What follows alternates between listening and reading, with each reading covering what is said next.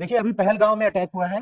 Pahalgam Jammu and Kashmir में है और इस अटैक को आप अगर देखेंगे टीवी पे तो आपको रोना आ जाएगा कि इस अटैक में आप एक वाइफ के सामने एक हस्बैंड को मार दिया गया और वाइफ ये बोलती है कि मुझे भी शूट कर दो, तो उसको बोलते हैं कि जा, तेरे को इसलिए छोड़ दिया कि जा मोदी को बता। इससे ज्यादा दर्दनाक सीन हो सकता है वो क्या हो सकता है कि एक वाइफ के सामने एक पति को मार दिया जाए। और इस तरह से आप ये सोचिए, वहां पे कोई सिक्योरिटी नहीं थी, कोई सेफ्टी नहीं थी, लोग वहां एंजॉय करने गए थे। पहलगांव में, जम्मू एंड कश्मीर में पहले तो लोग जाते नहीं थे, लेकिन अब जाना शुरू किया लोगों ने। तो जाने के बाद ये प्रॉब्लम हो रही है। देश के डिफरेंट डिफरेंट पार्ट के लोग, दिल्ली से थे, साउथ इंडिया से थे, नॉर्थ इंडिया से थे, नॉर्थ ईस्ट से, बहुत सारे लोग थे वहां पे।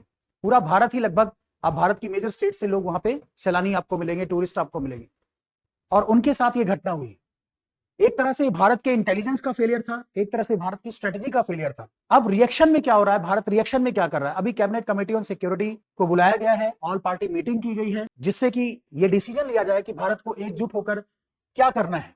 अब इस पॉइंट को अगर हम देखते हैं, सो इंडस वाटर ट्रीटी को सस्पेंड किया गया है। इसको हम वाटर डिप्लोमेसी बोलते हैं, क्योंकि इंडिया एक रेपराइन स्टेट है। हमारे यहां से इंडस वाटर पाकिस्तान में जाती है और पाकिस्तान नहरों का देश है। अगर ये जो पानी है, जो इंडस का वाटर अगर हम रोक दें, पूरी तरह से अगर रोक दें, तो पाकिस्तान सूखे में मर जाएगा, प्यासा मर जाएगा। सो अभी इंडस वाटर ट्रीटी को बैन कर दिया गया, खत्म कर दिया गया और इमीडिएट इफेक्ट से किया गया है।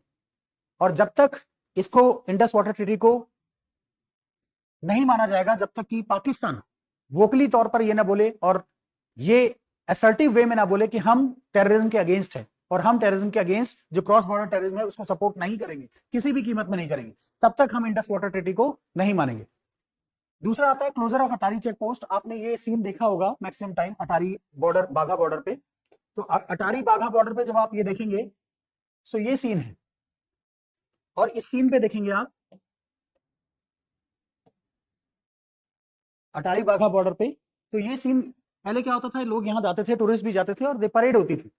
अब यहाँ पे इसको पूरी तरह से कंप्लीटली बंद कर दिया गया।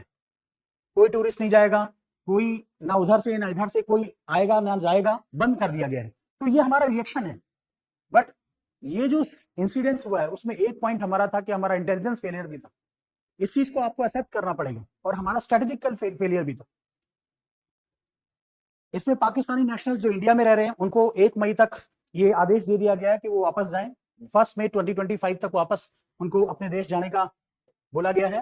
प्लस इसके साथ साथ देखिए, सार्क वीजा एग्जम्पशन स्कीम जो थी, सार्क कंट्रीज को वीजा एग्जम्पशन स्कीम दी हुई थी वीजा के लिए। पाकिस्तानी, उसमें सार्क में से जो पाकिस्तान है, पाकिस्तान को जो वीजा मिलता था, एग्जम्पशन मिलता था, उसको कैंसिल कर दिया गया है। पाकिस्तानी नेशनल्स अंडर सीवीएस, जो भी SVES स्कीम के अंदर भारत में आए थे, उनको ये बोला गया 48 घंटे में आपको भारत छोड़ देना है, 48 आवर्स में आपको इंडिया छोड़ देना है। डिप्लोमेटिक एक्सपेल्शन की बात करते हैं तो military, naval, air advisers Pakistan के हाई कमीशन में थे। इंडिया ने डिक्लेयर किया है कि उनको 1 वीक में वापस अपने देश जाना है। जो भी डिफेंस एडवाइजर्स थे उनको भी विड्रॉ कर लेना है इंडिया से। इवन हमने भी डिफेंस एडवाइजर्स जो इस्लामाबाद से, जितने डिप्लोमेटिक रिलेशन थे इस्लामाबाद के साथ, उसको हमने खत्म कर दिया है। वहां पे हमारे जो डिफेंस एडवाइजर थे उनको वापस बुला लिया है। अपने डिफेंस एडवाइजर को यहाँ, जो पाकिस्तान के, उनको भी बोला आप यहाँ से जाइए। 5 support staff from both high commission to be withdrawn. Support staff जो होता है, पाकिस्तान का हाई कमीशन यहाँ है, इंडिया का हाई कमीशन वहां है, तो जो सपोर्ट स्टाफ था उसको भी विड्रॉ कर लिया गया। उसमें से 5 सपोर्ट स्टाफ को कम कर दिया गया, रिड्यूस कर दिया गया। सर्विस एडवाइजर हाई कमीशन में, दोनों में जो सर्विस एडवाइजर थे, दोनों को अन्यूल कर दिया गया, खत्म कर दिया गया। ये सब हमने एक्शंस लिए हैं। अब ये सारे डिप्लोमेटिक एक्शंस है, डिप्लोमेटिक स्टाफ जो है उसको रिड्यूस कर दिया गया, 55 से 30 कर दिया गया दोनों कंट्रीज में, और बोला गया कि 55 होते हैं, 30 करो बाई 1 मई 2025 तक। एडिशनल मेजर्स एंड रिएक्शंस हुए। इवन कैबिनेट कमेटी और सिक्योरिटी ने सिचुएशन को डायरेक्ट फोर्स के, ऑल फोर्सेस को हाई अलर्ट पे कर दिया है कि आप हाई अलर्ट पे रहेंगे। जो भी स्पॉन्सर्स थे इस टेररिस्ट अटैक के, उनको जस्टिस में लाना है, उनको पकड़ के लाना है। जैसे तोहवर राना थे, उनको पकड़ के लाया गया है, तो इनको भी ऐसे ही होना चाहिए।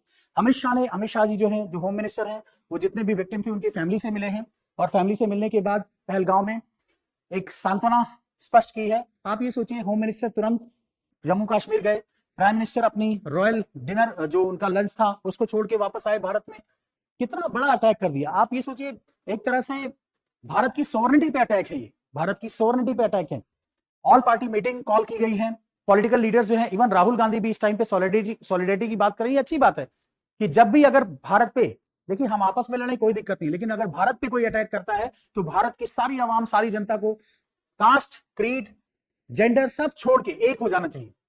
तो ये बहुत जरूरी है। अब हम देखिए इस विषय में अगर हम बात करते हैं या इस सब्जेक्ट पे हम बात करते हैं, पहलगांव के सब्जेक्ट पे, तो ये तो डिप्लोमेटिक मेजर्स है। कुछ लोग ये बोल रहे हैं कि पीओके पे अटैक कर देना चाहिए, ठीक है, या इंडिया को पाकिस्तान के अगेंस्ट वॉर डिक्लेयर कर देना चाहिए। सोचने वाली ये बात है कि क्या हम ऐसा कर सकते हैं या नहीं कर सकते। देखिए इस टाइम पे हमें इसका रिटेलिएशन लेना है, गवर्नमेंट को ये सोचना है कि गवर्नमेंट क्या करे। सो कैबिनेट कमेटी ऑन सिक्योरिटी जो है वो कंटिन्यूअस इस टॉपिक पे डिस्कशन कर रही है, और कैबिनेट कमेटी ऑन सिक्योरिटी क्योंकि इसमें आर्म फोर्सेस के लोग हैं, डिफेंस के एडवाइजर्स हैं, इवन जो रॉ और आईबी के लोग हैं, वो सब डिस्कस कर रहे हैं इस चीज को कि इस पे कैसा रिएक्शन होना चाहिए और पूरे वर्ल्ड को ये पता चले। जैसे इजराइल है ना, इजराइल में आप इजराइल के एक आदमी को मार के देखिए, फिर इजराइल आपको दिखाएगा क्या रिएक्शन होता है।